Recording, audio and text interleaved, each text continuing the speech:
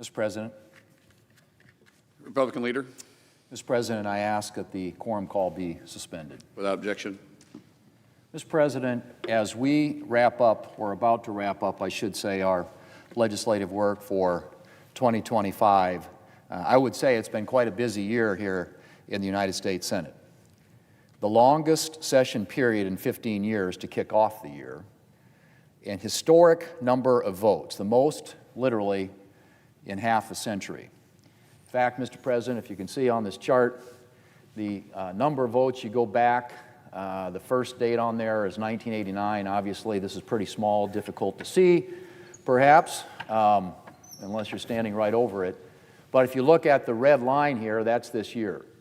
So 653 votes cast so far this year, which dwarfs any year going back to 1989, which is what we had data going back to. We have since researched farther back. Turns out there was one year, 1976. We went back 8 decades. There was one year in 1976 where the Senate cast more votes than we did this year.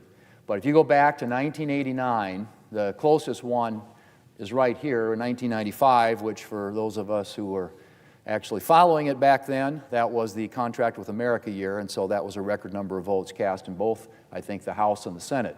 But we have eclipsed that. There were 613 votes cast in 1995. This year in the United States Senate, we have already cast 653, and we are not quite done yet. So historic, just in terms of the number of votes cast, the number of hours in session, and the number of days in session. Also historic just in terms of the amount of time that we've been around here, Mr. President. So we put in a lot of time here this year. Now, I have always said that you can't equate volume of activity or busyness with productivity. I think you have to, those are sometimes separate metrics. But I would argue, Mr. President, that what really matters here is not the number of votes or the number of hours that we've worked. It is what we accomplished with those hours. And this has been an incredibly productive Senate, and I'm proud to say that we've accomplished a lot this year in the United States Senate.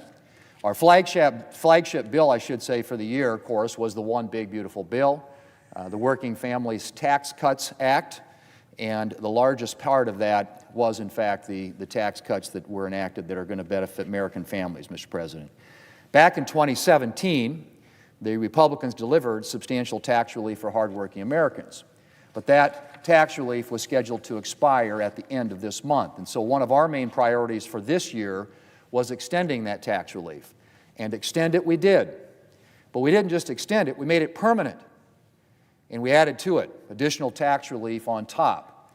So now hardworking Americans can enjoy permanently lower rates, plus an increased standard deduction, a further increase in the child tax credit, a new bonus deduction for seniors, no tax on tips, no tax on overtime, and Mr. President, that list goes on and on.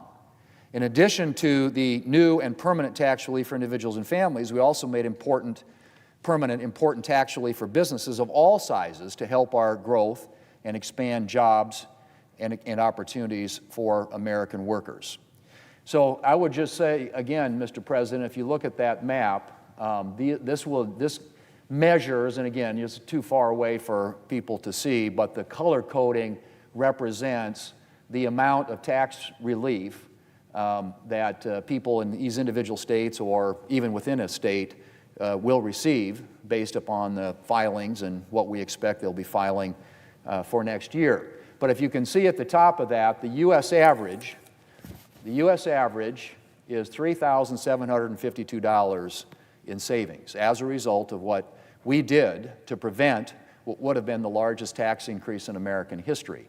And so American families this next year, American businesses, are going to have more money in their pockets as a result of what we did. Had we not taken those actions, the average family across this country would have seen a $3,752 increase in their taxes.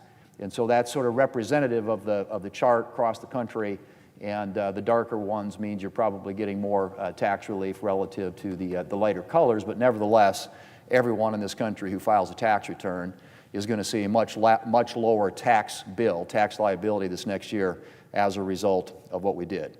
So that's a lot right there, Mr. President, in and of itself. But the one big beautiful bill didn't end with the working families tax cuts. We also invested in a more secure border and safer streets. We made a historic investment in our national security. And we repealed the Democrats' natural gas tax and took steps to unleash American energy production to ensure that Americans have stable, plentiful, and affordable supply of energy. We took measures to modernize the farm safety net, something very important in my state of South Dakota, to address housing costs, to repair and upgrade our air traffic control system. Now, Mr. President, I could keep going. The working families tax cuts and the rest of the one big beautiful bill accomplished a lot for hardworking Americans. But that's not all that we've done in the Senate this year. The American people elected President Trump last November. And one of our priorities this year has been ensuring that the President has his team in place so that he can do the job the American people elected him to do. And I'm proud to report that by the end of this week, we will have confirmed 417 nominees, far more than were confirmed by this point in either President Trump's first term or in President Biden's term. And it's even more remarkable, Mr. President, again, you can see this in real form here. This was President Trump's first term in office. At the end of his first year, which would be end of 2017, there were 323 of his nominees had been confirmed. Under President Biden, at the end of the first year, 2021, there were 365 of his nominees who had been confirmed by the United States Senate. And as of today, that number here in 2025, in President Trump's second term, will be 417 nominees. And that is important, Mr. President, because every president needs to have his team in place to do the job that the American people elected him to do. So as we think about, and we look at, discussed on the floor yesterday, you look at the President's first term, what makes us even more remarkable is the fact that there was a historic level of obstruction by the Democrats to getting the President's nominees in place. I'm talking about something unlike anything we've ever seen in American history for any president of any political party. And if you look at his first term, Mr. President, President Trump remains the only president on record not to have had a single civilian nomination confirmed by unanimous consent or voice vote. The only president on record. Democrats have dragged out the process on almost every single one of the president's nominations. Not out of principle, but out of petty partisanship. Any president going back in history, Mr. President, when they get elected, get a mandate from the American people, generally both political parties, and I've been here through multiple administrations, both Republican and Democrat, and I've been here in multiple Congresses and Senates, both Republican and Democrat. And in every case, a lot of, particularly when you get past the cabinet, which we all take very seriously, obviously, and there is a process in place, and some of the changes that we made to expedite nominations didn't affect cabinet-level nominees. But when you get to the sub-cabinet level, in many cases, particularly non-controversial nominees have been approved by unanimous consent or voice vote. It is a way of recognizing that a president needs to get his team in place in order to accomplish the work and the agenda that the American people elected, in this case, President Trump to do. And so what happened this year was historic and unprecedented, because most of those lower-level cabinet nominees are done by unanimous consent. That's just been the practice, that has been the precedent, that has been the tradition, that has been the history of the United States Senate. And for President Trump, the first president in American history. But as I said, Mr. President, we as Republicans haven't let that stop us. And so when we close out this year with a total of 417 nominees, we will have the backlog of nominees essentially cleared. Mr. President, considering nominations is one responsibility of the government. Funding the government, together with the House of Representatives, is another. And one thing that I was determined on when I became leader was to make sure that the Senate went about considering the yearly appropriations bills through regular order, a process that gives senators from both parties the greatest chance to make their voices and the voices of their constituents, I might add, heard. And we've done a lot to return the Senate to regular order process this year. Appropriations work was unnecessarily delayed by Democrats' decision to shut down the government for 6 weeks. But despite that, we've had multiple individual appropriations bills signed into law, and the Senate is well on its way to passing 5 additional bills. Now, Mr. President, there's a lot more I could talk about when it comes to Senate accomplishments in 2025. We've taken action to repeal a number of burdensome rules and regulations, including the Biden electric vehicle mandate, appliance rules that would have driven up prices for hardworking Americans and businesses, and energy mandates that would have driven up energy prices for American families. We passed the HALT Fentanyl Act to permanently schedule fentanyl analogs as the most deadly type of drugs. We passed the Lake and Riley Act to keep criminal illegal aliens off of our streets. We passed the Genius Act, a landmark bill to create the first U.S. federal framework for stablecoins and ensure U.S. leadership in financial innovation. We passed the Take It Down Act to combat non-consensual explicit images being shared online. And Mr. President, so much more that I could talk about. And we even tried to do things that ultimately were blocked by Democrats, like legislation that would prevent biological males from hijacking opportunities for women and girls in sports. I guess my point, Mr. President, has been a long and a challenging year here in the United States Senate. And I thank all of my colleagues, both Republican and Democrat, and all the staffs, including the folks here on the floor, who put in long days and long hours in this last year. And I think, Mr. President, as I said, there is a lot to show for it.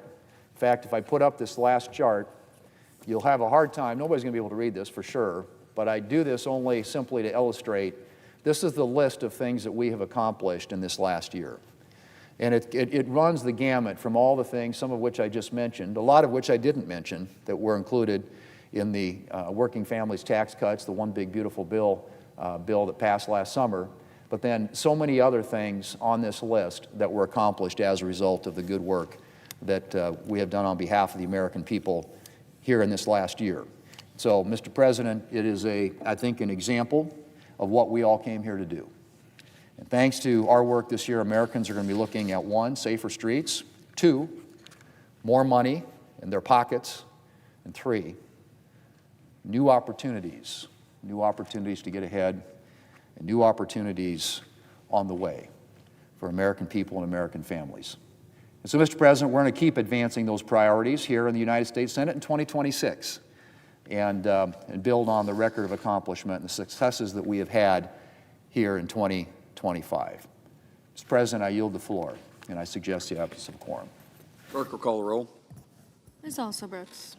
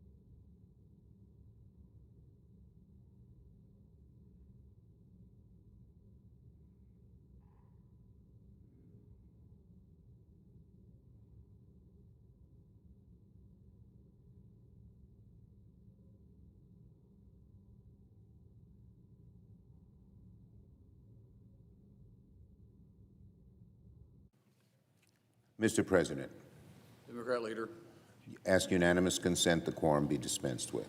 without objection. Mr. President, last night, Donald Trump gave a speech about how supposedly great his first year has been. So, of course, his speech was short, because there's really not much to say about how great Trump has been. For 18 months, for 18 minutes, the president last night tried to convince Americans the sky is green, that trees can walk. He yelled at the camera and said that things are somehow going great, even though costs are up. He said he's doing a great job in office, all of which is obviously false, and the American people didn't buy it. It was clear watching the speech that the president didn't want to be there. The only thing Americans saw last night was a very rich president trapped in a bubble, forced by his advisors to give a speech he didn't want to give. It's like your cousin who can't sit still for a Christmas photo. Only this is the President of the United States. Our country is in a lot of trouble right now, but instead of giving Americans a plan on how we'll lower their costs, Donald Trump played the blame game. That's so typical of him. Instead of solving a problem, which is what a good president is supposed to do, he just points the fingers at other people. And that doesn't do a bit of good to get the American people back on the right track. It's never a good sign when the president begins a speech by saying, "I inherited a mess," because that's just another way of telling people, I don't want to be responsible for any of this. Again, President Trump's speech showed he lives in a bubble, a billionaire bubble, completely disconnected from reality that everyday Americans are seeing and feeling. People are feeling squeezed harder and harder every day, and Donald Trump last night, took a victory lap. Now let's talk about one of the most important issues for Americans when it comes to cost, health care. Last night, Donald Trump offered exactly 0 solutions for how we're going to lower Americans' health care premiums. He kept blaming Democrats. He kept saying the health care crisis is not his fault. But here are the facts. Immutable facts, Donald Trump. No amount of finger-pointing, lying, hyping it up, patting yourself on the back is going to undo the fact that the American people are going to pay a lot more for health care come January 1st. Because on January 1st, the ACA enhanced premium tax credits are going to expire because Donald Trump chose to let them die. Even our Republican colleagues have told us time and time again, if Trump would do something here and support an extension of the tax credits, as we Democrats are fighting for, then maybe they'd be able to do something, but he doesn't. And now, tens of millions are going to see their insurance premiums double on average. 4 million people will lose insurance because Donald Trump let it happen. And he's there sitting in front of the TV camera, patting himself on the back. Unbelievable. Millions more with private insurance will see their premiums go up because Donald Trump let it happen. Emergency rooms are going to be even more overrun. People are going to be kicked out of nursing homes. Rural hospitals will close. And there's Donald Trump congratulating himself on how great he is. And look, because of Republican total inaction on health care, huge damage has already been done, and nothing we do after January 1st can undo so much of that damage. As I've said before, the toothpaste is out of the tube. However you want to say it, the point is this. Because of Republicans, it is now impossible, sadly, to prevent people from having to pay hundreds, if not thousands, more on their premiums next year. It's going to start January 1st. Even if we can figure out a way to stop the bleeding next year, that's a very big if. Republicans are still in shambles and have no plan themselves. For too many people, it's going to be too late because Republicans chose to let these ACA tax credits expire. They had an easy opportunity to join us in our 3-year clean extension of the ACA credits, and they refused. Well, Americans heard none of what they wanted to hear last night during Trump's speech. Nothing about how he'll lower premiums, nothing about how he'll lower their costs of living, nothing about how Republicans could have fixed this crisis but didn't. Donald Trump kept playing the blame game. And many a president has tried to do that, all with disastrous results. People want solutions. Donald Trump gave them none. Democrats, meanwhile, are not going to stop fighting to lower people's premiums, and we're not going to stop fighting to lower costs across the board and help Americans pay for the things they need. To avoid those moments on Friday night when families sit around the kitchen table and say, how the hell am I going to pay this bill? I don't have the money for it, and I need what the bill has asked me to pay for. Look, we Democrats will not stop fighting to lower costs and help Americans pay for the things they need. These will be our watchwords in 2026, lower costs and lower health care costs in particular. And that issue ain't going away, Republicans. We're going to keep on it and on it and on it until maybe you join us to really solve the problem. Republicans, health care is not going away. People need help to afford premiums, and Democrats are going to keep fighting and pushing this issue for all of 2026 and beyond. On the CR, Democrats want to get our work done to finish the bipartisan appropriations process.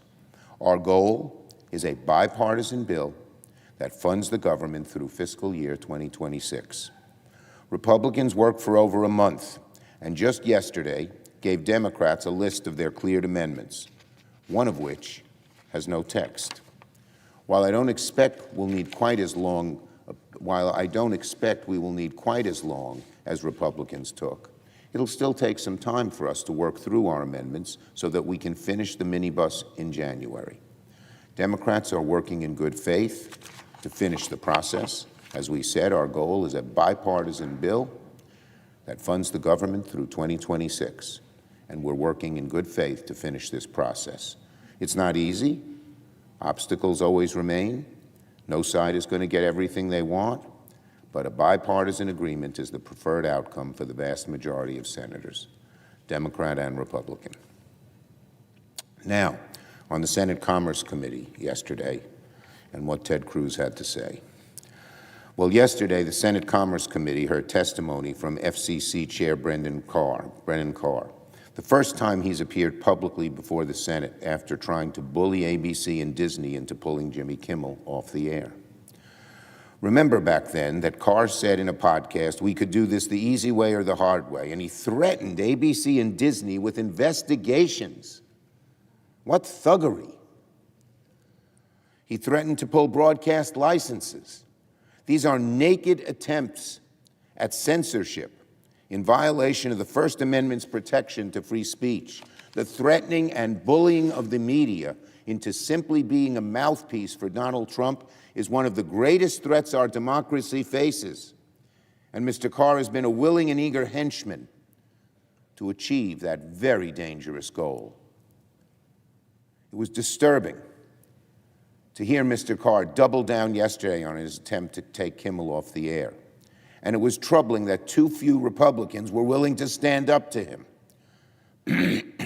But at least one Republican, the chair of the committee, the junior senator from Texas, Senator Cruz, spoke out against Mr. Carr's bully tactics. I don't agree very much with Senator Cruz on most everything he says, and I didn't agree with many of the things he said yesterday at the committee. But Cruz is absolutely correct that Mr. Carr's conduct is dangerous. On the issue of Mr. Carr and the censoring of the news media, Senator Cruz is right on the money. He's right when he said Mr. Carr's behavior is the kind of stuff you see in Goodfellas. And no government, no matter who's in charge, has the right to silence, intimidate, or censor protected free speech, no matter where it comes from. Mr. President, there are lots of dangers to our democracy under this Trump regime. It's becoming more and more like a regime. But one of the top is the intimidating of media, is the consolidation of media to only have a voice that protects Donald Trump and defends Donald Trump. That's what dictators do.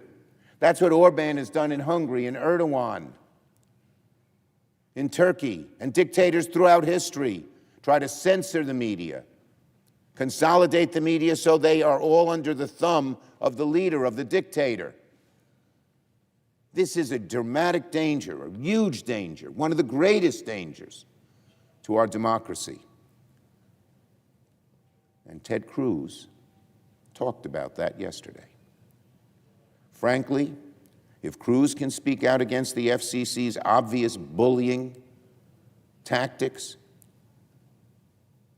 so can other Republicans. Other Republicans should join him. Everyone should join him. What Mr. Carr is doing is a huge danger, and both Democrats and Republicans should unite to call this dangerous conduct out. Cruz's comments yesterday was the first step, and more on his side of the aisle in particular should join him. Now, there's also the issue of affordability, which Mr. Carr did not address. Yesterday in committee, Republicans did not speak out on the issue that is in the very front of every Republican's mind. While the Republicans rubber-stamped Carr's destruction of free speech, too many of them did that, they didn't bother to question Carr about how families have to choose between internet and cell service for their kids and putting food on the table. The costs are going through the roof, led by the big media carriers like AT&T and Verizon. Senator Cantwell spoke out strongly on this issue. It's a cost issue. It's a cost of living issue. People hate paying a lot of bills that they don't have the money for, and one of them is their bill for the social media, for the internet. Democrats have a very simple message for Carr and the Trump administration. We need high-quality and low-cost wireless service, not the other way around. I yield the floor.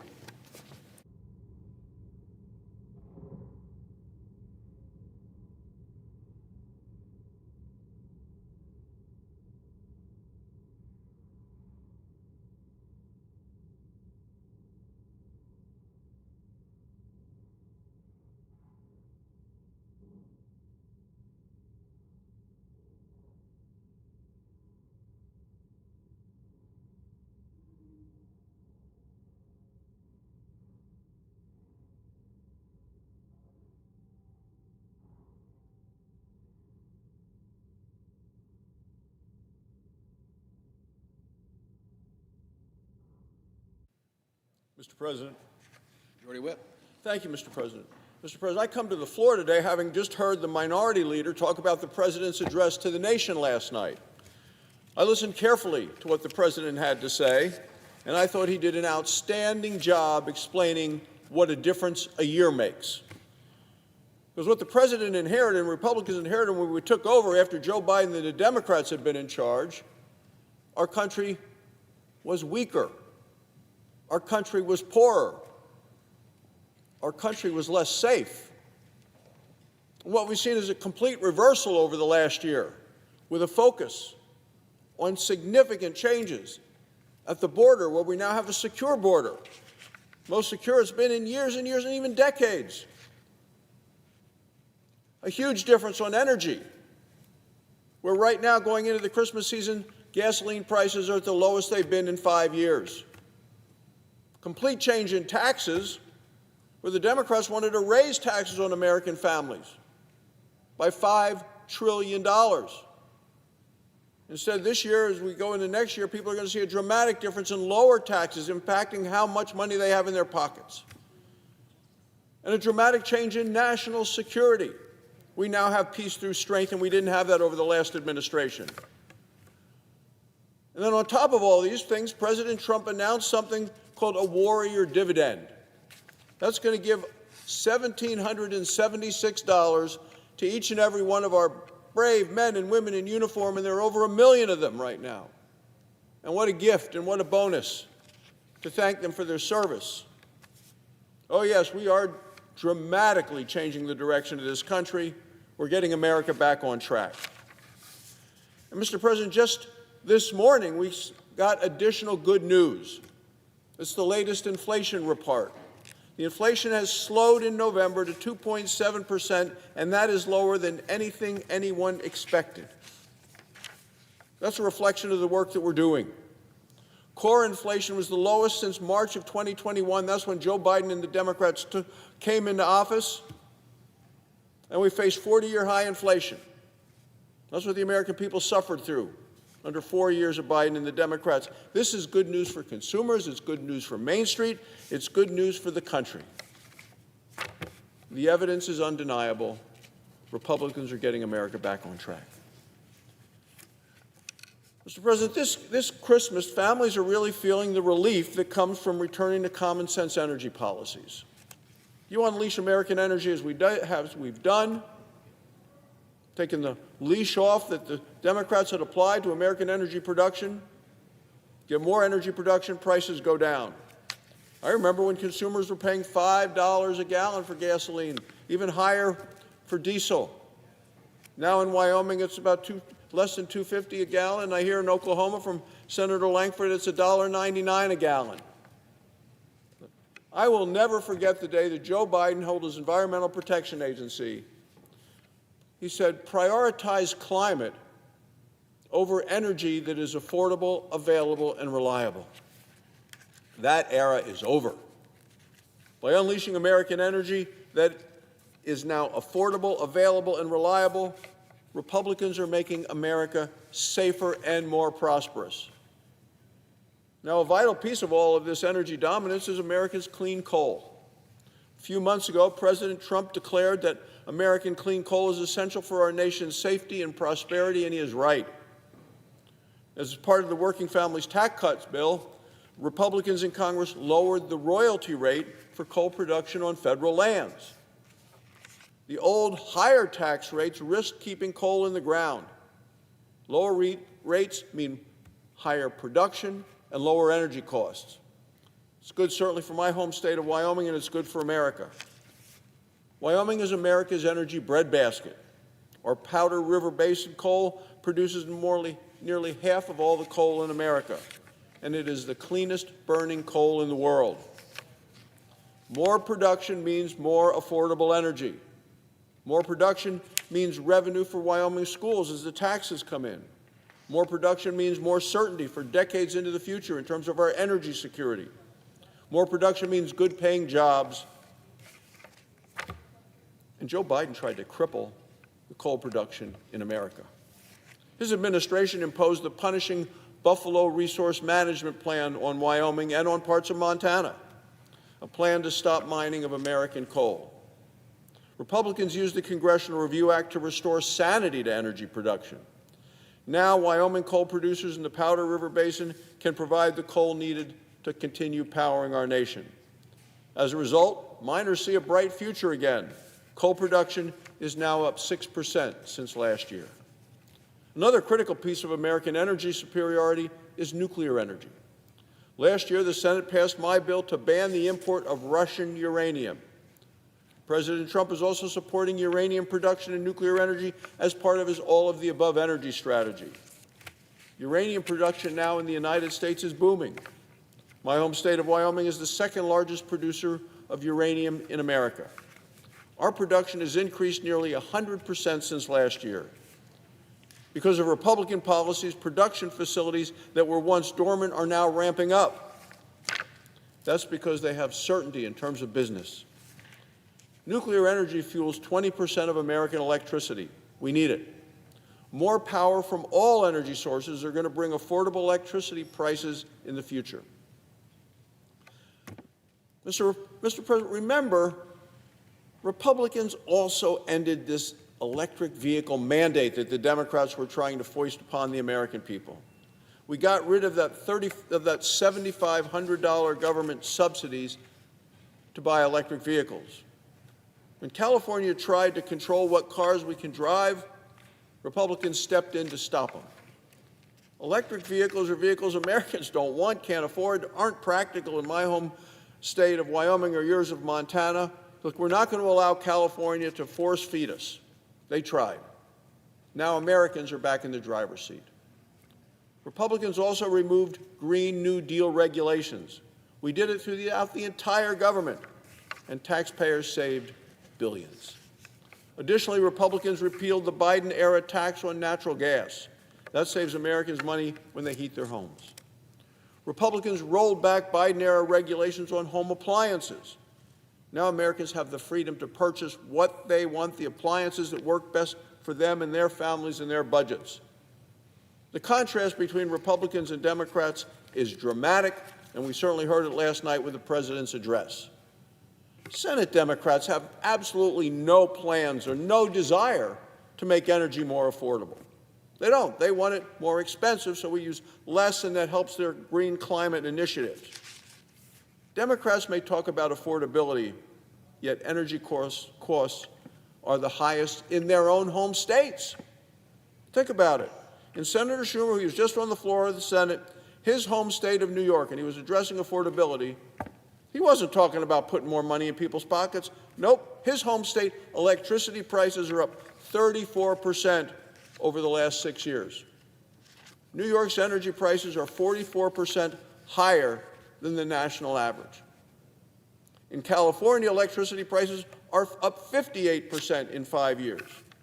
Democrats ought to take responsibility for the higher prices because it's their policies that caused them. Affordable, reliable American energy is a necessity. It's not a luxury. It's good for our workers, it's good for our economy, and it's good for our safety and our national security. America is an energy superpower. Under Republicans, we are finally beginning to act like it again. Thank you, Mr. President. I yield the floor. Mr. President. Minority Whip.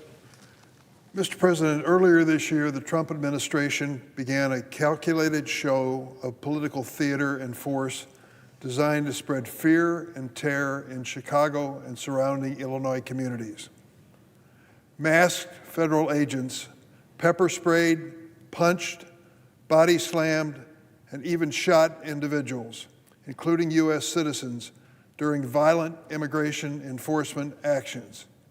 Virtually all of what I've just said was captured on video. They deployed tear gas canisters against clergy, broke into apartments, zip-tied children. When they were required by the federal courts to disclose how many people had been detained, they came up with 600 names. 16 of the 600 had any criminal record whatsoever. 16 out of 600. President Trump has not gone after the worst of the worst as he promised. Instead, he's brought some of the worst, most unprofessional, and most poorly trained federal law enforcement officers and agents into our city. Because of his so-called Operation Midway Blitz, children are afraid to go to school. Businesses are closing, and families are being torn apart. Yet the Trump administration shows no regret. They're reveling in the fear and chaos they are creating. Look at the Border Patrol official Gregory Bovino. On Tuesday, he returned to Chicago after leaving last month, bringing his campaign of fear to North Carolina and New Orleans.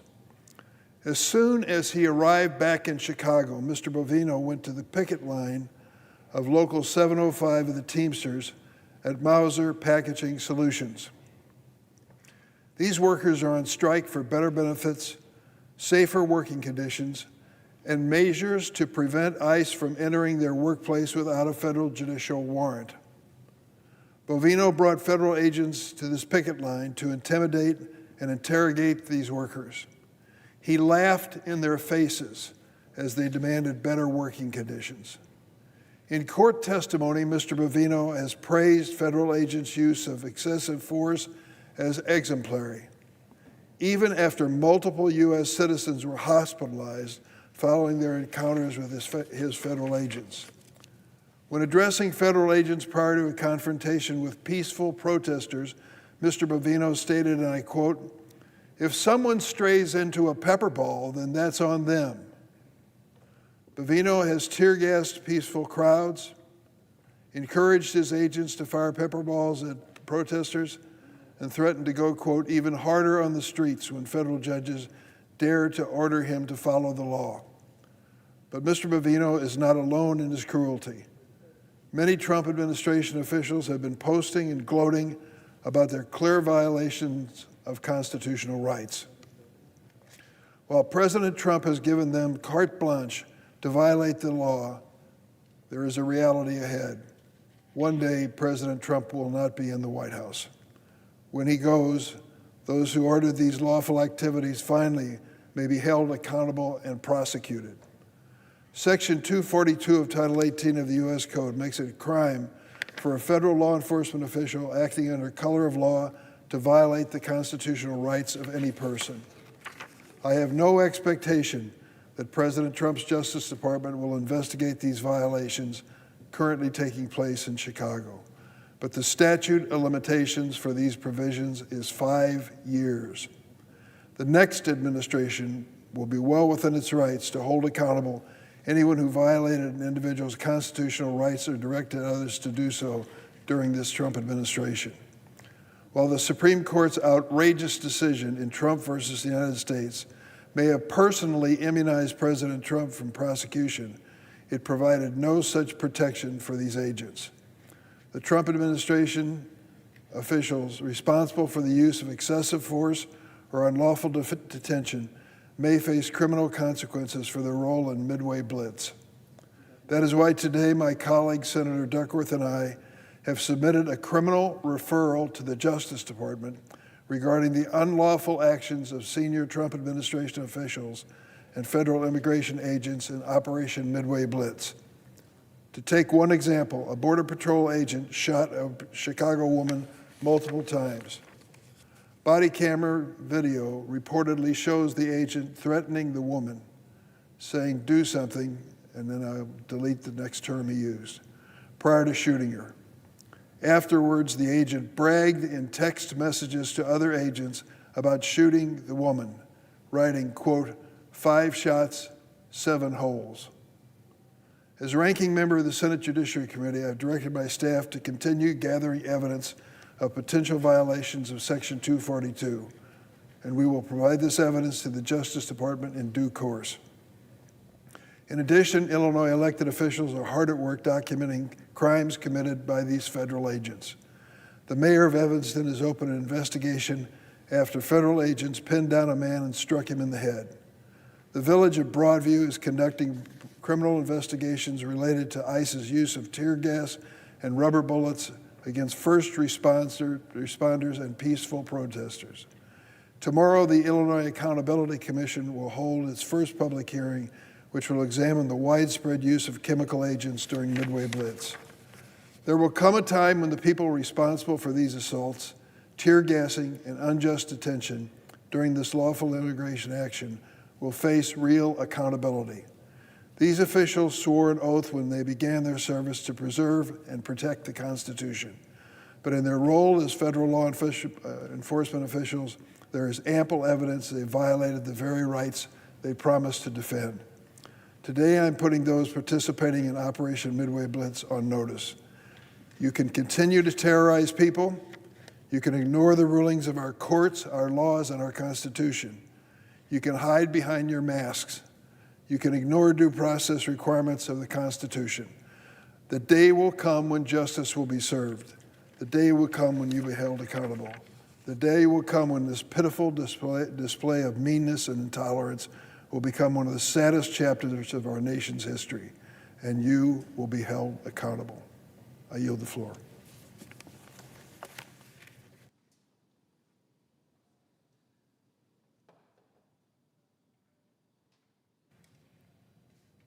Mr. President. Senator of Iowa. Mr. President, this past weekend marked the 389th birthday of the National Guard. The Guard was on the front lines in our fight for freedom even before the birth of our nation and played a critical role in securing our independence. Today, the men and women who put on the uniform continue to live out that legacy by serving our communities, responding to disasters and emergencies, and protecting our nation's defense in overseas combat, security, and reconstruction missions. The members of the National Guard are hardworking folks who live and work in our communities and made a commitment to our country to be ready whenever and wherever duty calls. As a proud veteran of the Iowa Army National Guard, I raised my right hand and also took the oath to serve. And that service was shaped by the folks in uniform who were standing shoulder to shoulder with me. From those who served alongside me to those who came before me and after me, we all promised to be always there, always ready. But instead of celebrating that legacy last Saturday, our nation was rocked with the news that we had lost some of our own. And nowhere felt this tragic loss more than Iowa, as we learned 2 brave Iowa National Guardsmen gave their lives in service to our country. While supporting counterterrorism operations in Syria, Sergeant Edgar Brian Torres Tovar and Sergeant William Nathan Howard, members of the 2nd Brigade Combat Team, 34th Infantry Division, came under fire and were killed by a lone ISIS gunman near Palmyra. This senseless attack also took the life of a U.S. civilian interpreter, Ayed Sakad, and wounded 3 more members of the Iowa National Guard. 2 of the injured service members were evacuated for surgery. They were taken from Syria to Jordan, and from Jordan on to Germany. And in keeping with always there, always ready, it was actually an Iowa unit, the 185th Air Wing, the 185th Medical Group, that evacuated our Iowa Army National Guardsmen from Jordan to Germany. They surrounded the wounded and reassured them that they were all from Iowa, and they were there to care for their Iowa brothers. But our Iowa National Guard family is hurting as we mourn the loss of 2 of our own and pray for the continued recovery of our wounded.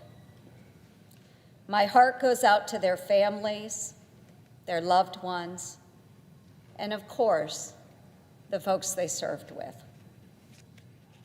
This loss is immeasurable. So please join me in honoring the lives of these heroes today.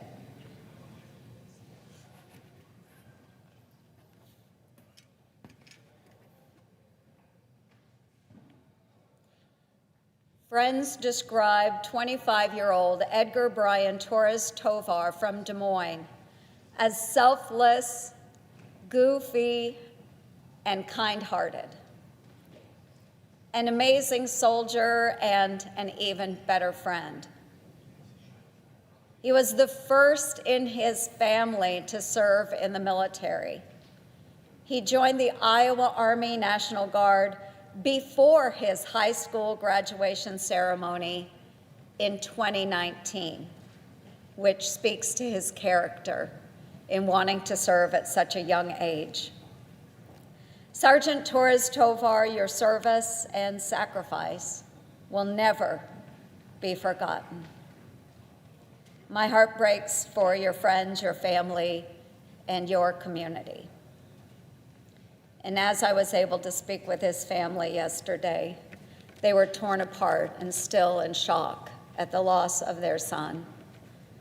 I was able to hug his mother and hold her hands and express my sorrow that she would not see her son again.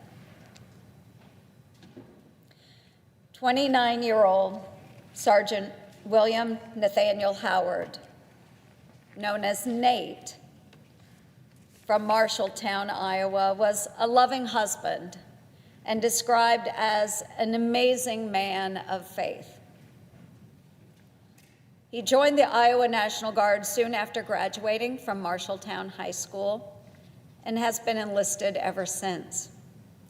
His stepfather, Jeffrey Bunn, who serves as the Meskwaki Nation Police Department chief, shared that Nate wanted to be a soldier from a very young boy all the way to his adulthood.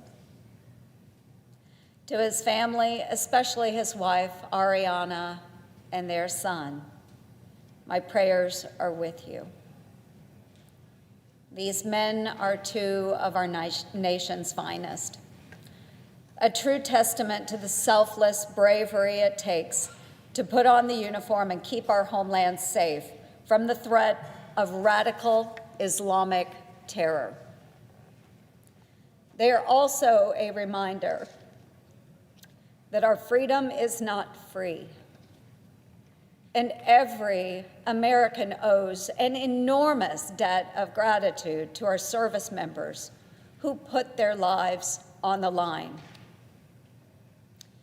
I know firsthand the sacrifice of men and women who put themselves in harm's way. In 2003, I had the privilege of leading 150 Iowa Army National Guardsmen as a company commander in Iraq and Kuwait in support of Operation Iraqi Freedom. Together, we drove supply convoys conducting transportation and security missions in a combat zone. My soldiers, those incredible men and women, were critical to the mission, and our shared trust and commitment to each other was a very special bond. To those who have served alongside Sergeants Torres, Tovar, and Howard, and to the 1,800 Iowans currently deployed through the Middle East, I feel your loss and your hurt. I have been in those boots. And rest assured, America has your back. When I heard the tragic news, I rushed to comfort the families and traveled to visit the wounded and escort the fallen back to our homeland. Sergeant Howard's brother, Staff Sergeant James Rolsgaard, who was serving in Kuwait at the time, also a National Guardsman, he and I accompanied the bodies to Dover Air Force Base. Before we left Germany, we had a moment alone with the other escorts in the hulk of that C-17, which ironically was piloted and flown by the West Virginia Air Guard. West Virginia having lost a soldier here locally only a few weeks ago. But in that C-17, Sergeant Rolsgaard knelt down beside his brother's transfer case draped in the flag, and he wept.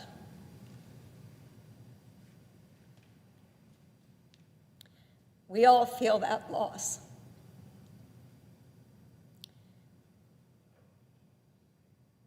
I was able to accompany our fallen back to Dover Air Force Base. And there we were joined by our Iowa delegation and led by our commander-in-chief. And all together we comforted the families and we mourned together.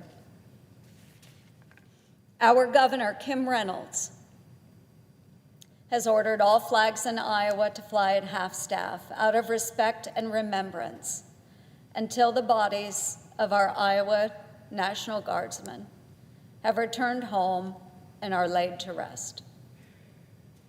But that does not mark the end of their stories. We will continue to stand with their families and communities in mourning. We will make sure the world knows the legacy of Iowa's heroes and that every American life is precious. Sergeant Torres Tovar and Sergeant Howard, we remember you, we honor you, and we are proud of you. Your nation is indebted to you. The legacy of these heroes will never, ever be forgotten. Godspeed to our heroes, and God bless these great United States of America. I yield the floor, Mr. President.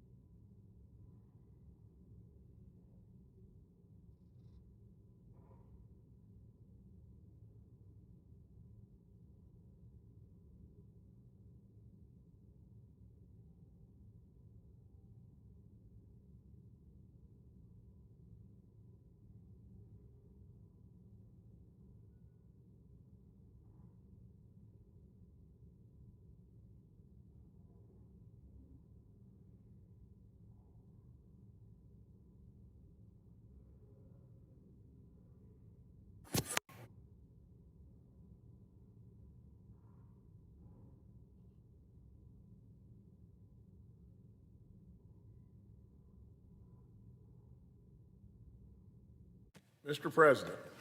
Senator, West Virginia. Thank you so much, sir. Well, I don't come to you very often, but I come to you when I come with important stuff. You know, I'm not a politician. It's easy for you to see that. We have so much work that can be done and should be done all the time here. You know, I'm going to speak to you today about folks that we owe everything to. Not some, but everything to. You know, I said so many times as the governor of West Virginia, I said over and over and over that we owe every single thing to those who have served in our military, the active folks that are serving in our military. They have given us everything, everything. You know, in my little state of West Virginia, we're really proud because we step up. We step up in every way. I'm here today in a lot of ways for Sarah and Andy, too. Surely to God above, we have not forgotten Sarah and Andy. We just lost Sarah Beckstrom, a great National Guardsman. Absolutely, in the prime of her life, 20 years old, gunned down right on our streets here. And Andy Wolf continues to fight for his life. And he's improving. He's done wonderful. Andy, in many ways, is our miracle. Our miracle for not only West Virginia, but our miracle for this nation in lots of ways. But I also come today on something that is enormously important. I come today with my bill for this nation, for the most prestigious honor, the most prestigious medal in our military, and that's the Medal of Honor. I want to talk to you about the namesake of this bill, Woody Williams. You know, Woody was a friend, a good friend. His name, Herschel Woody Williams. My bill is Senate Bill 858. It's going to be called the Herschel Woody Williams National Medal of Honor Monument Location Act. And in a few minutes, I'll ask for unanimous consent to this. I'll ask that we'll quit playing these silly, silly, silly politics and step up to the plate and honor absolutely those that have given, in many instances, the ultimate sacrifice. So with all that being said, as I move forward here, I would say to you this. My bill is a testament that will go on the National Mall. It's fully funded. It's fully funded with private donations.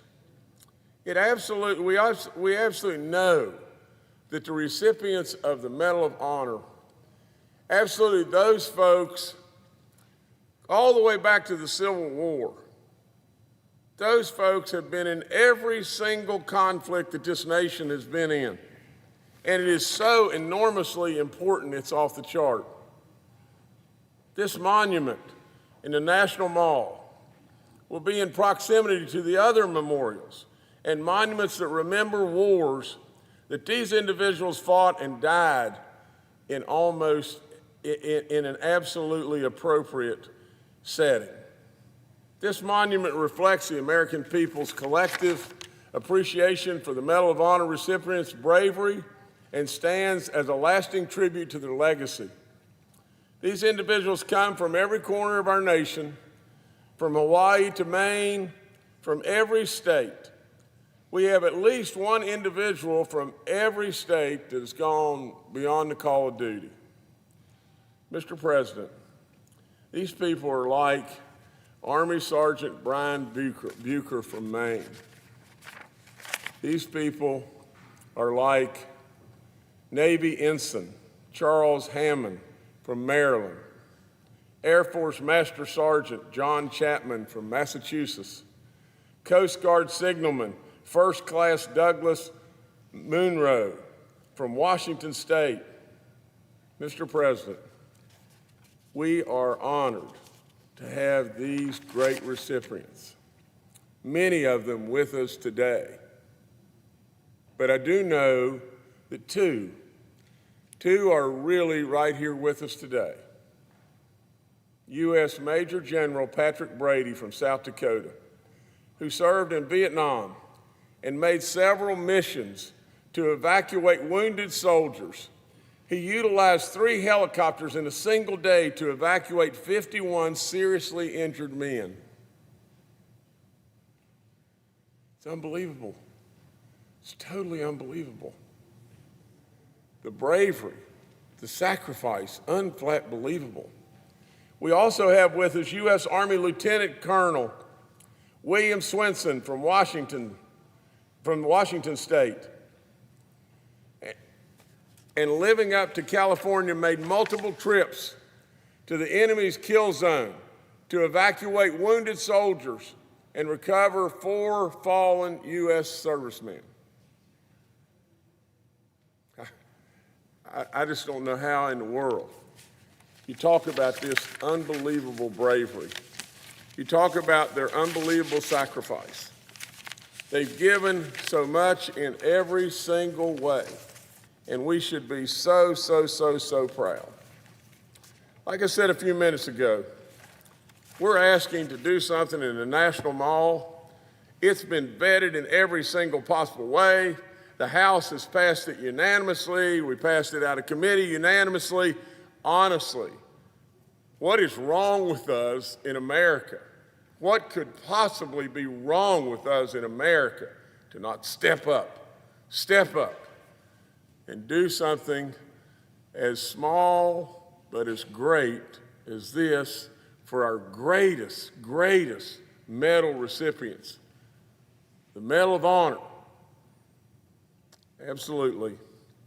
I tell you this, I'm grateful to be joined in this effort by 12 senators that have co-sponsored, including 5 of my colleagues from the Energy and Natural Resources Committee. Again, I underline, this passed the House 414 to 0. It passed committee without objection. It is absolutely unbelievable that the National Medal of Honor Museum Foundation has been a great champion and partner on this bill. The National Congress of American Indians has also supported this effort, as it has 42 recipients that are Native Americans. Mr. President,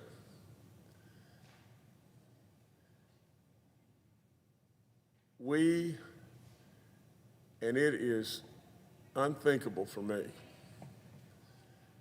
I'm new to the game. I've got white hair and done a lot of stuff. But Mr. President, absolutely, if we can't do this, we have a miserable approval rating as it is, 14%. I don't see how in the world it's 14%, to tell you the truth. But if we have 14% as our approval rating of what we do, we should be disgraced off the chart. But Mr. President, if we can't step up and support these heroes that have given the ultimate sacrifice beyond belief, these people that absolutely have a level of courage and bravery, have a level of service, have a level of sacrifice that is totally off the chart. Totally off the chart.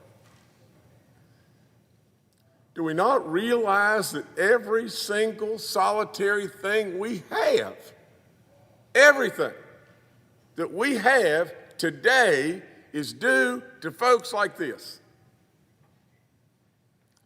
So, Mr. President, in every way, I hope and pray that we'll just stand up and say, absolutely, unanimously, we consent.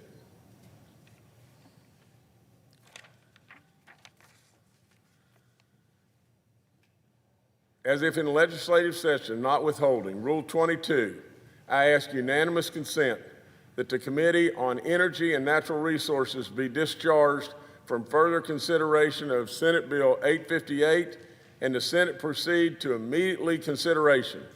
Further, that the Justice Substitute Amendment at this desk be considered and agreed to. The bill as amended to be considered, read a third time and passed, and that the motion to reconsider be considered, made, and laid upon the table. Is there objection? Reserving the right to object. Senator of California. Mr. President, as we know, the Commemorative Works Act restricts new museums and memorials from being built on the National Mall without an act of Congress.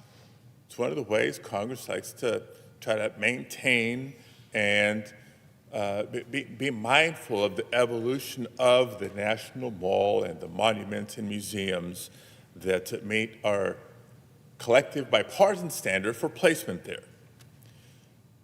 Since I first arrived in the Senate, I've been working across the aisle to support the building of 2 important museums on the National Mall. One being the Smithsonian National Museum of the American Latino, the other being the Smithsonian American Women's History Museum. Both of these efforts, longstanding, bipartisan. In fact, Senator Cruz and I, along with Senator Moreno and others, have a bipartisan bill that would adopt this necessary language for placement on the mall. Meanwhile, Senators Klobuchar and Lummis have a bipartisan bill to do the same for the Women's Museum. And so, let me be clear, I wholeheartedly agree that the sacrifices made by Medal of Honor recipients should have a place of recognition for all Americans to see in our nation's capital. And I also supported the senator from West Virginia's bill when it came before the Energy and Natural Resources Committee just yesterday morning. As ranking member of the Rules Committee, let me also offer to the senator from West Virginia and his constituents some good news. I'm happy to share that the committee is working as we speak to approve the installation of a statue in the Capitol for National Medal of Honor recipient Herschel Woody Williams, the individual whom the placement legislation is named after.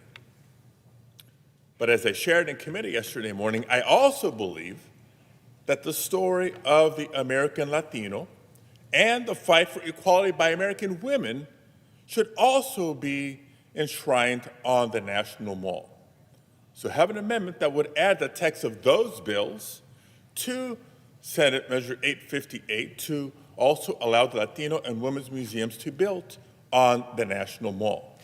Now, my colleague from West Virginia was very eloquent, very passionate, and I share his conviction. The effort to approve the placement language, the location language for the Latino Museum and the Women's Museum has been held up far too long. So I hope the senator from West Virginia will join me in trying to do away with the, what was that he said, the silly politics.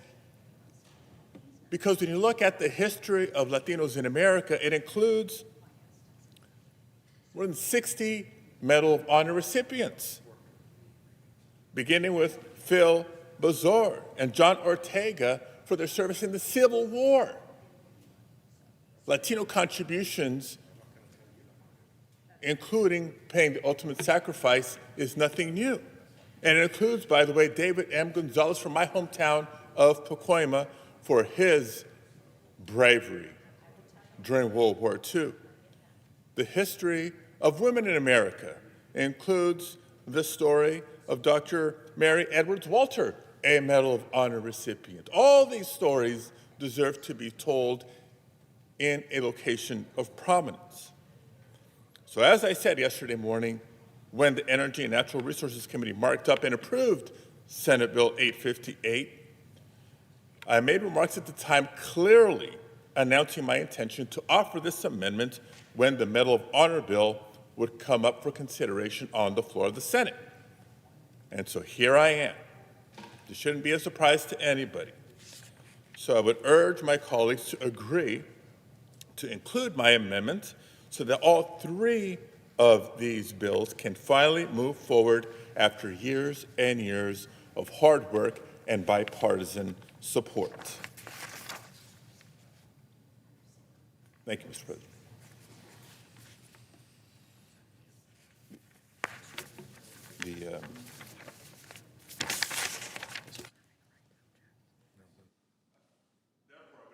The senator to modify his request so that my amendment, which is at the desk, be considered and agreed to, that the Justice Substitute Amendment as amended be considered and agreed to, the bill as amended be considered read a third time and passed, and that the motions to reconsider be considered, made, and laid upon the table. Is there an objection to the modification? Mr. President, Senator West Virginia. I'm reserving the right to object. My bill's gone through all the steps.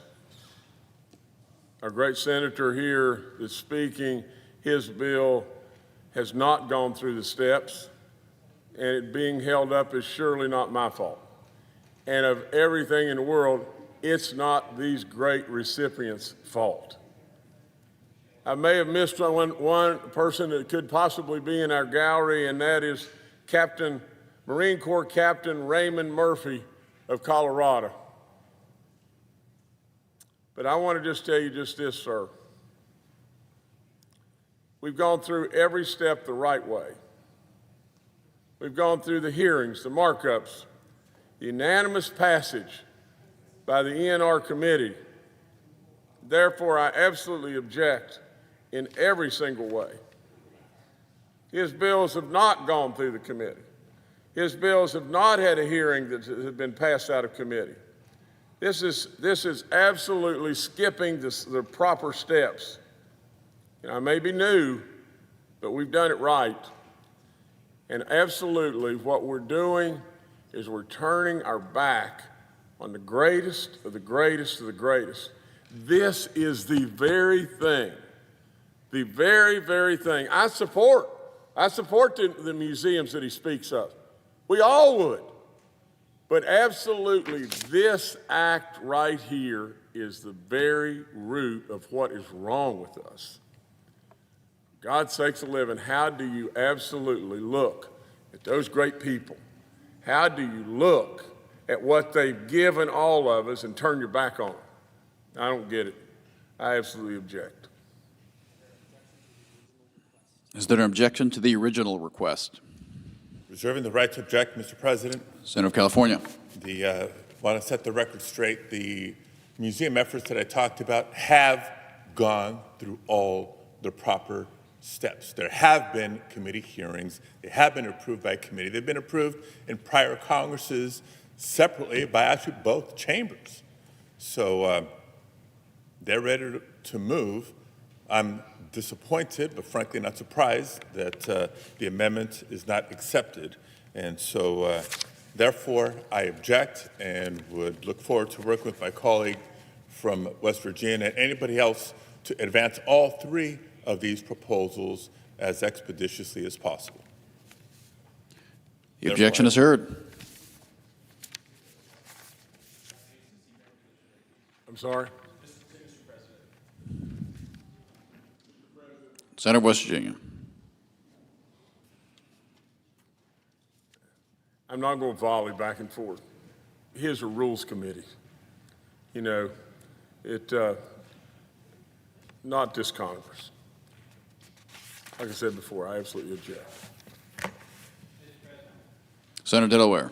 Mr. President, I rise to speak briefly in gratitude today.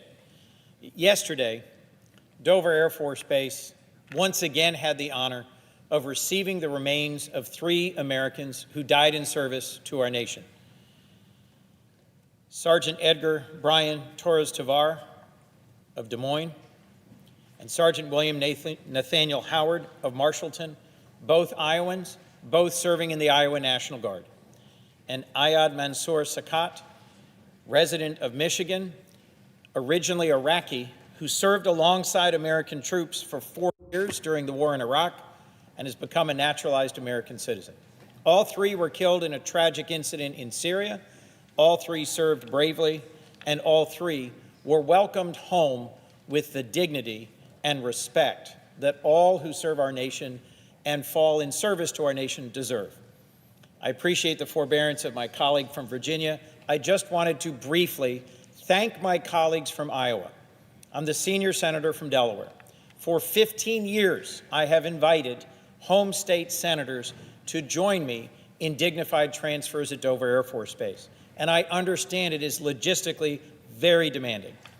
But this year has been the first time. In the last year, the 2 senators from Georgia joined for the dignified transfer of 3 Georgians, reservists, who died in an incident at Tower 22 in Jordan. More recently, the 2 senators from Illinois joined when 4 soldiers died in a tragic training accident in Lithuania. Yesterday, the state of Iowa and its delegation really showed up.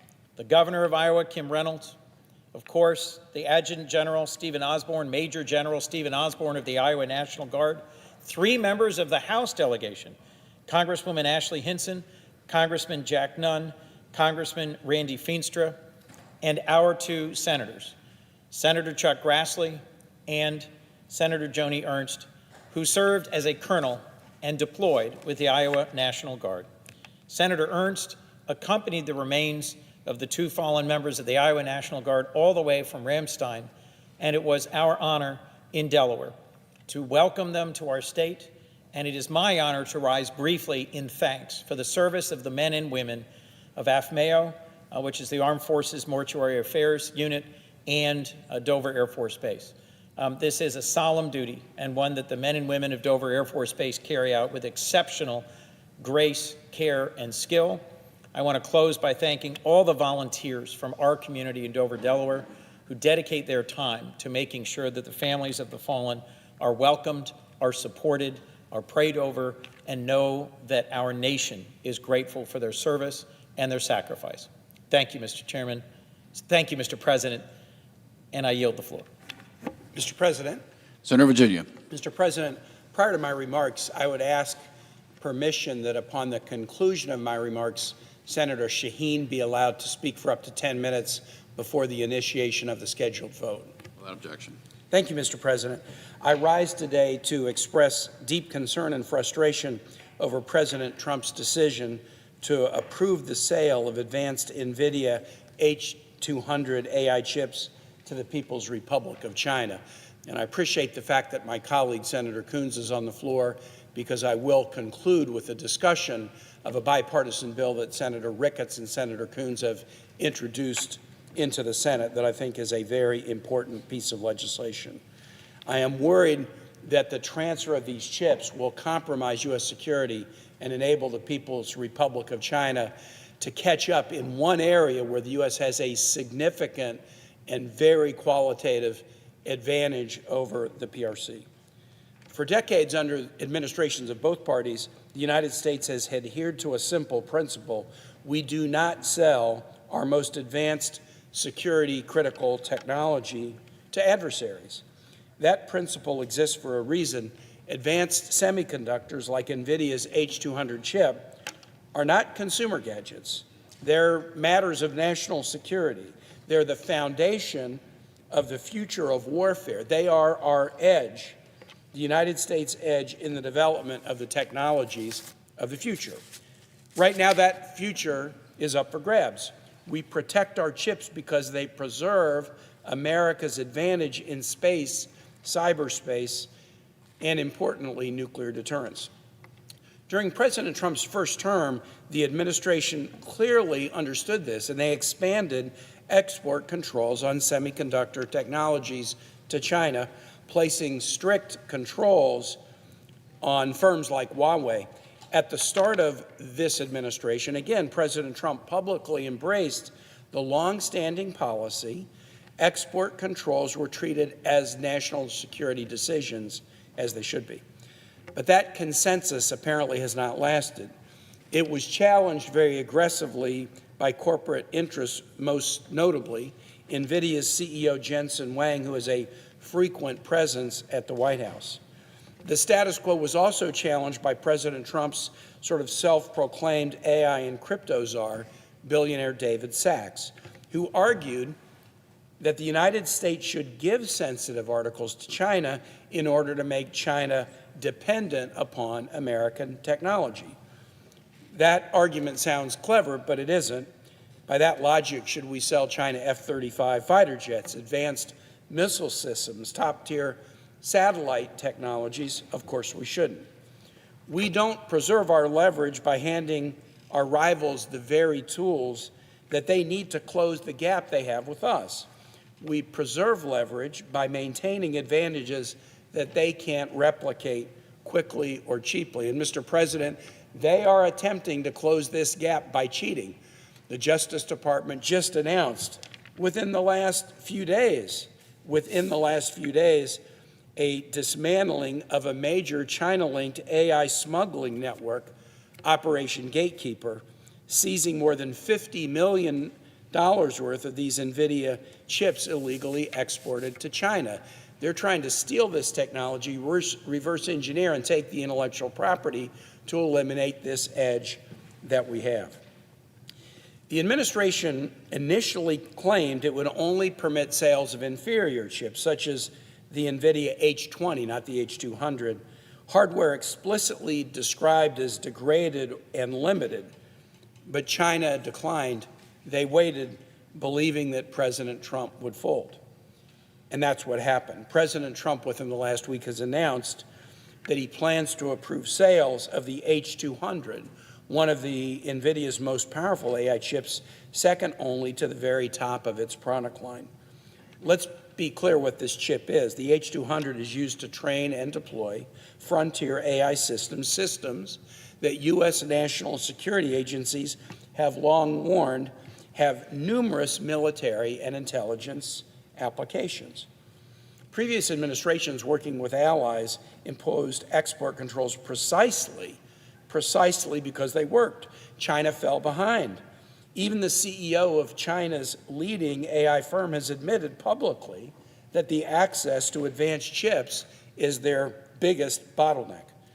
President Trump is now solving this problem for China.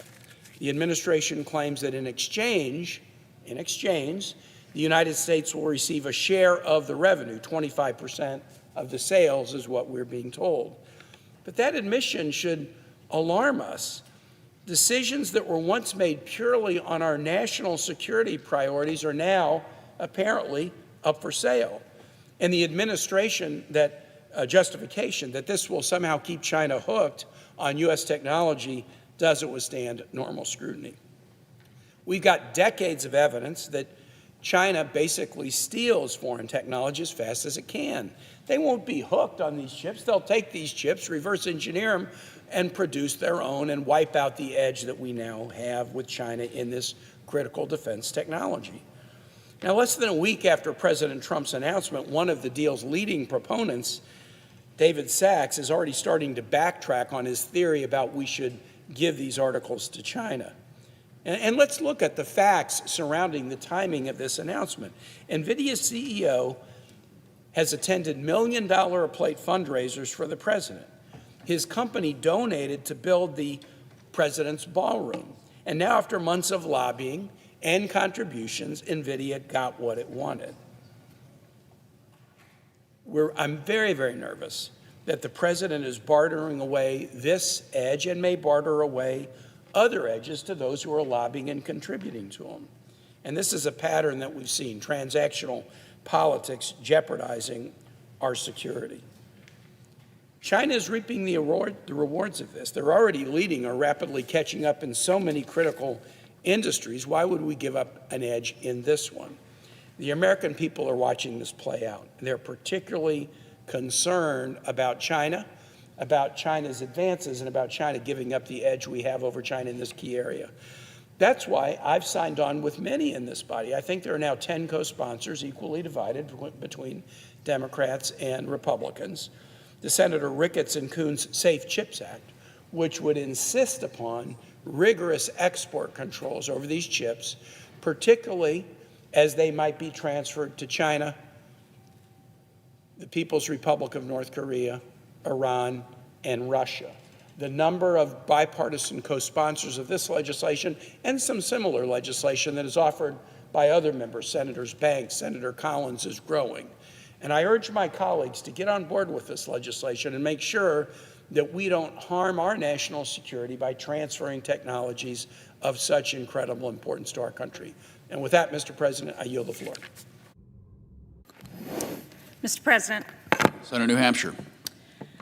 Mr. President, my colleague from Virginia was very persuasive, I think, in pointing out the threat to national security that providing NVIDIA's chips to China presents.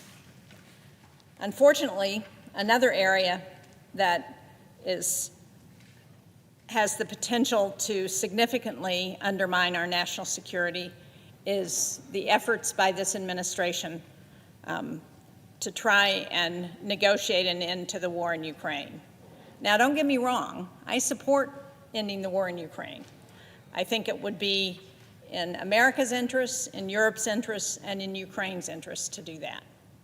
But to do that in a way that undermines Ukraine for the long term, that gives Vladimir Putin access to the Ukrainian army, which is the largest army in Europe now, the most technologically advanced, and to do that in a way that would further undermine the future security of Ukraine is not in America's interest. But to continue his war in Ukraine, Vladimir Putin needs two things. He needs money and he needs weapons. Russia has hundreds of billions of dollars in assets frozen overseas, some of which are subject to U.S. jurisdiction. Now, Moscow's fighting hard to regain access to that money because it would help sustain its war effort. But as we know, money alone is not going to be enough. Sanctions have significantly degraded Russia's defense industry. And to keep building weapons, Russia relies on outside supply chains. Much of that support now comes from Chinese entities who are providing the materials and the technologies that are keeping Russia's war machine running. So if President Trump is really serious about ending this war, those are the pressure points to put against Vladimir Putin. Now, the good news is that the tools we need to apply that pressure already exists.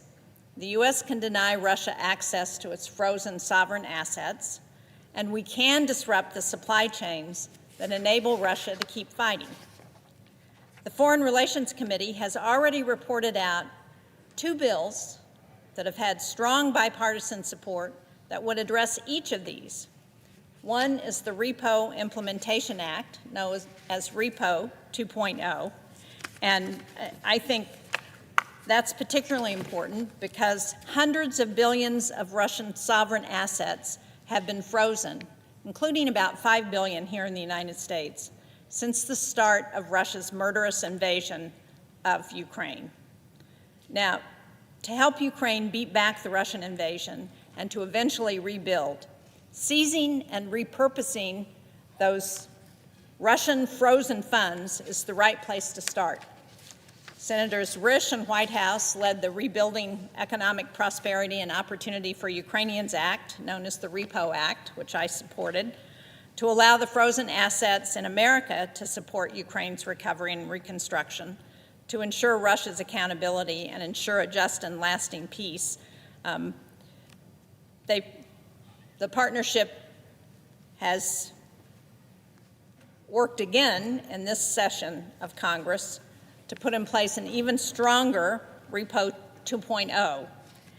And that bill, which passed out of committee, promotes regular scheduled transfer of sizable amounts of these underlying assets to Ukraine to build pressure until Russia ceases its war of aggression and agrees to terms compensating Ukraine for war damages.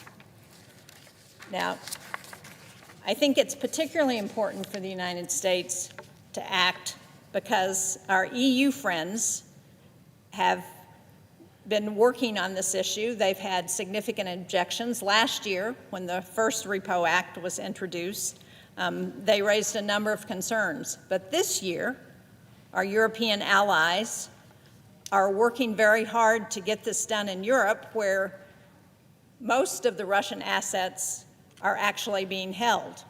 There's a meeting on this today in Brussels. The question of freezing and then seizing and deploying Russian sovereign assets is a global security question. It should be decided by people operating in a global security environment. Now, as I said, the Foreign Relations Committee adopted Repo 2.0 by a voice vote in October, and I'm confident that we will pass this legislation out of this Congress at some point in the next few months, if not today. But supporting Ukraine against Russia in this unjust war is important to America's national security. And one way to help ensure that Ukraine has the support they need is to pass the Repo 2.0 Act. So, if in legislative session and notwithstanding Rule 22, I now ask unanimous consent that the Senate proceed to the immediate consideration of calendar number 243, Senate Bill 2918. Further, that the bill be considered read a third time and passed, and the motion to reconsider be considered made and laid upon the table with no intervening action or debate. Is there objection? Mr. President, Senator from Kentucky is recognized. reserving the right to object, Lady Astor was the first woman to serve in the British Parliament, the British House of Commons. In 1933, she was asked at a cocktail party, "Do you know where Hitler was born?" And without missing a beat, she responded, "At Versailles." And the point of the response was that harsh reparations from the Treaty of Versailles led to German resentment and the rise of the demagogue Hitler. They had the opposite of the planned effect. The plan was to punish Germany. The plan was to make Germany pay for the war that they had begun. But in the end, it led to the rise of Hitler. I fear many in the Senate, though they are well-intentioned, will repeat the same mistake of meting out punishment without considering the ramifications. If the authors of this bill are successful, they will confiscate Russian sovereign funds and distribute those funds to Ukraine. One can make a good argument for the fairness of making Russia pay for their war of aggression. But first, one must consider that this currently seized money is an integral part of peace negotiations. Once this money is seized, an important facet of the peace compromise will disappear, and Russia may well be induced to just keep fighting this terrible meat grinder of a war. What a tragedy if, in haste, the result of punishing Russia is to prolong the war. Confiscating Russian sovereign assets is essentially an act of economic war. Seizing and transferring these assets to Ukraine may make people in Washington feel virtuous, but it will not bring peace. Confiscating Russia's sovereign assets will reinforce the view of hardliners in Moscow that Russia's war lies not with Ukraine, but really with the United States and the West.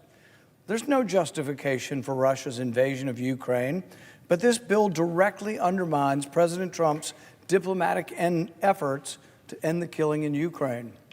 In fact, the Trump administration recently warned the European Union not to give seized Russian funds to Ukraine. Russia's frozen assets could be used as a bargaining chip and are being used as a bargaining chip in negotiations. But confiscating their sovereign assets and giving them to Ukraine will only convince Moscow that there is no negotiated settlement to be had with Kiev. The result will be the further destruction of Ukraine. More Ukrainian soldiers and civilians will die, and more cities and towns will be turned to rubble. Nicholas Mulder is an associate professor at Cornell. He highlights the danger of the destabilizing precedent that Western countries would set by seizing assets to end a war they are not openly involved in.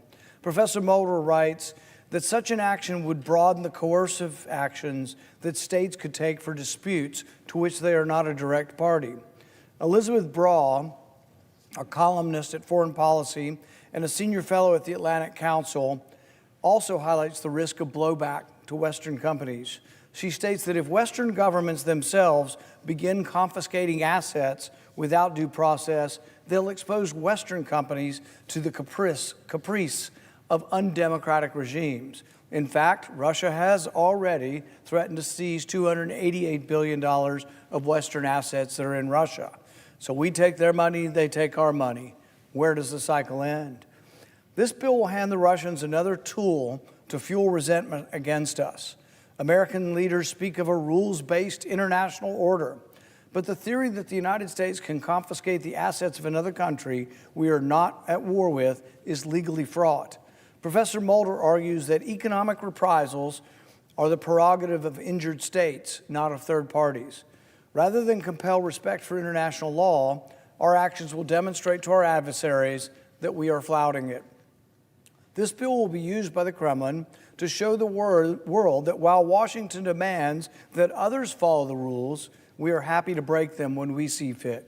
In a multipolar world, Washington can no longer expect to act with impunity, particularly when dealing with a nuclear power.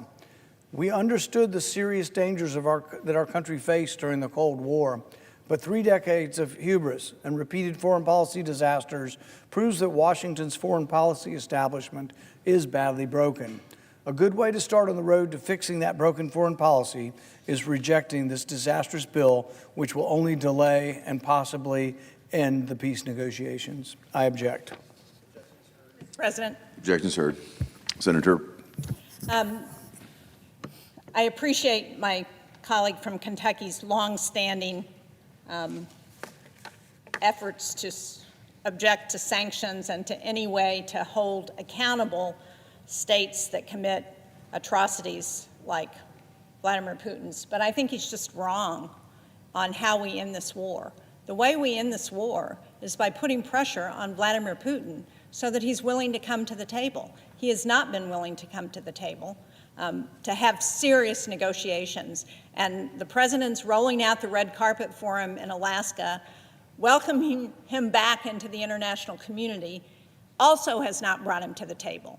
So the only thing Vladimir Putin understands, and I agree with my colleague about the Russian people. I've been to Russia. The Russian people are wonderful. They are being misled by a tyrant who will do anything to continue to expand Russia's influence, not only in Europe, but around the world. My colleague, I'm sure, hasn't read some of the documents that show what Russia's doing right now to meddle in the United States to try and influence public opinion about the war in Ukraine. So I think he's absolutely wrong, and that's why I'm going to continue to ask for unanimous consent to pass the third bill that came out of the Foreign Relations Committee, because I think that Russia, not Ukraine, not U.S. taxpayers, should pay for the destruction it's caused. What the Repo 2.0 bill would do would be to make clear that aggression carries lasting financial consequences. Now, the other bill that I think is critical is the Stop China and Russia Act. This is bipartisan legislation that Senator Cornyn co-sponsored with me. It targets those Chinese entities that are supplying Russia's defense industrial base. It focuses on machine tools, on electronics, on industrial inputs that have military applications. Those inputs that are showing up in Russia in their armored vehicles, in their drones, and in their missiles. Those inputs enable Russia to rebuild forces and prepare for future conflict. In fact, I don't know that my colleague from Kentucky, who's on the Foreign Relations Committee with me, was at the hearing that we had earlier this year, where we heard expert testimony before the committee from both the majority and minority witnesses that made clear that the buildup that is happening in Russia right now goes beyond Ukraine.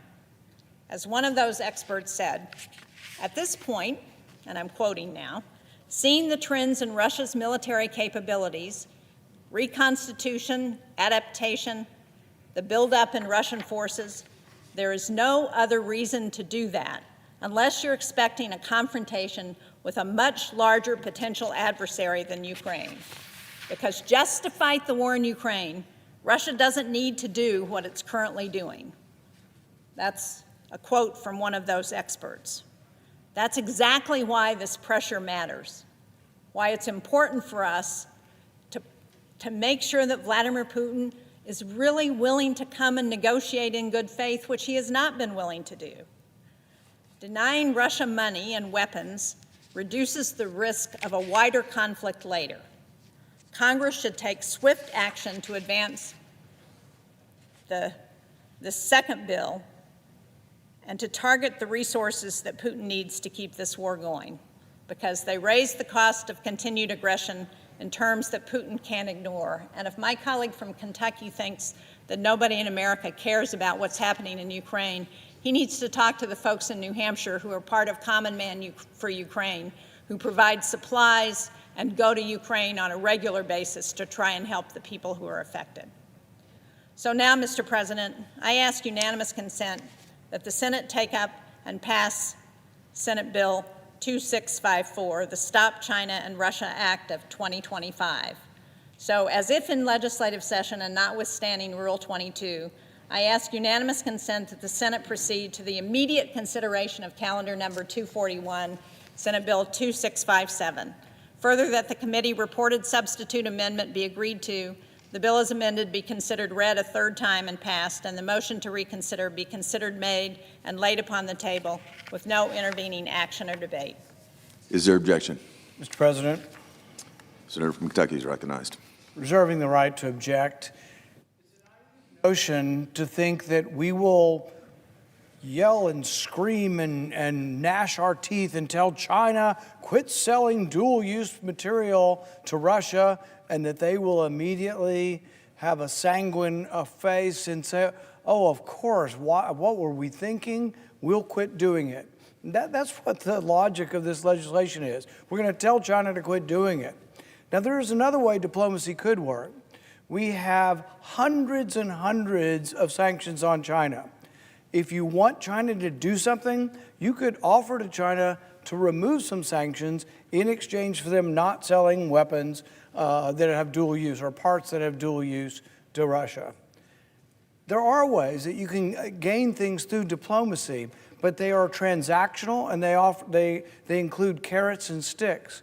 But just making sort of over-the-top statements about how evil China is and communist this, communist that, will not get you anything. If you want something from China, you have to offer them something in exchange. If you want them to quit selling dual-use parts to Russia that they are using in the war, offer them some relief from the hundreds and hundreds of sanctions we have put on. Instead, what this body and the same people who are for this bill have advocated is, oh, we're going to go one step further. Anybody who sells oil to Russia, we're going to put a 500% tariff on them. How do you think China will respond to a 500% tariff? You think China's going to say, oh, we're so sorry, our bad, we should not trade with China, and we will do whatever the U.S. tells us? No, they will react like anybody else that's a sovereign nation, and they will push back, and they will say, hell no, we're not going to stop buying oil and gas from Russia. Then there'll be a 500% tariff on China, which means what? An embargo. We've got an embargo the president has already declared on Venezuela. Do we want an embargo of goods with China? Do we think we're going to defeat China by not trading with them? In fact, I think it's the opposite. I think you defeat and influence China by trading with them. The moment we have no trade with China is the moment, in all likelihood, they'll say, we've got nothing to lose in going into Taiwan. The moment they go into Taiwan will be when we have absolutely no trade with China. So it's the opposite. These people want to isolate us from trade. They want a trade isolationism throughout the world. It's a mistake and won't work. It's not that some of the goals or things that they advocate for aren't desirable. I agree. We should try to get Russia to quit, China to quit selling dual-use parts to Russia. But guess what? When Secretary Yellen and Secretary Blinken went over there, what did they do? They went over there and publicly chastised China in their country. You think that worked? No, that made China mad. They did the opposite. This is the opposite of diplomacy. If you want diplomacy, you don't call people names. You don't treat them like a stepchild. You don't treat them like a rebellious teenager and say, I'm wagging my finger and you better quit selling dual-use parts to Russia. No, you have to offer them something they want, and in exchange, they do something we want. That's the way diplomacy works. But in Washington, diplomacy works by, we will have a resolution and we will say, this resolution will say how evil China is. Doesn't have any effect. The sanctions haven't worked. Taking Russia's money is not going to work, and chastising China is not going to work. If you want to have better relations, you have to have relations where it's a give and get relationship. That's what diplomacy is all about. I object. The objection is heard. Mr. President, Senator from New Hampshire is recognized I think again. my colleague is confused. This bill would not tell China what to do. It would require sanctions that would prohibit the actions that I outlined about support to Russia. And there aren't any tariffs in this bill. Again, my colleague is confused. And I don't think giving Nvidia's chips to China is the way to get China to cooperate with the United States. I think developing a relationship that China understands where we are on issues and we understand where they are is important. And that's what this bill is about. It's about helping China to understand that we stand in support of Ukraine and we don't support China providing weapons and keeping Russia's war machine going. So, Mr. President, I'm afraid my colleague from Kentucky is interested in appeasement rather than interested in trying to solve the issues. And we will come back to the floor and continue to try and raise these issues because it's important for Ukraine to understand that there are members in this Congress who believe we need to support them in this unjust war that Russia started, and Russia is continuing to cause thousands of casualties and millions of dollars in destruction in the country. I yield the floor.